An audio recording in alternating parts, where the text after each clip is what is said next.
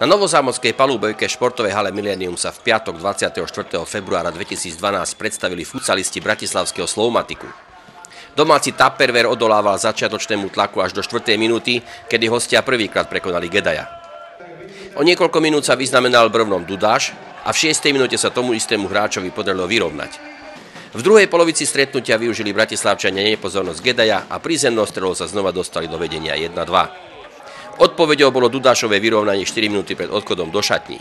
Radosť celému publiku vyrobil 2 minúty pred koncom polčasu kapitán domácich Hajko, ktorý sám prekľúčkoval cez celé ihrisko, prihľal pred bránu, kde sa lopta odrazila rovno do bratislavskej brány a domáci viedli 3-2. Radosť domácich z vedenia trvala v druhom polčase iba do 26. minúty, hostia využili zmätok v domácej obrane a vyrovnali na 3-3. O necelú minútu pridali hostia aj 4. a 5. gól. Tupperware stiahlo brankára a skúšal na pozorných bratislavčanov powerplay. Pri hre bez brankára dvakrát vypichli bratislavčania loptu a z oboch striel boli ďalšie 2 góly. Za stavu 3-7 sa niekoľkokrát vyznamenal v domácej bráne Gedaj, ktorý v niektorých momentoch škriabal lopty súper doslova z brankovej čiary.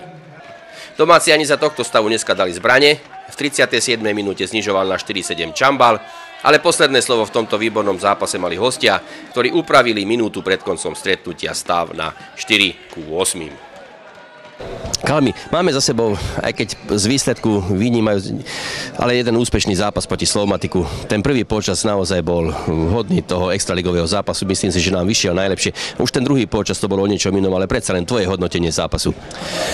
Tak, moje hodnotenie je kladné v každom prípade, pretože so Slovmatikom vyhrať už jeden polčas je veľmi dobré, pretože to je mužstvo, ktoré patrí do Európy, silne do Európy. A takže vyhrali sme prvý polčas 3-2, druhý polčas sme to tak emotívne nie až tak zvládli, jak sme mali, ale aj tak som spokojný. Výsledkom ani nie až tak, ale hra ide k lepšiemu, sa mi zdá. Možno, že tam sme sa trošku poučili o tom, že powerplay sme začali trošku skôr hrať tie 2 góly predsa len. Áno, je to tak, jak hovoríš, ale keby sa nám to podarilo a vyšlo by to, tak by bolo zase dobre. No, takže musíme skúšať a kedy niekedy s takýmto silným a dobrým superom. Nevadí, zápas to bol veľmi pekný a tých pár divákov, čo prišlo, mohlo naozaj vidieť prekrásny zápas.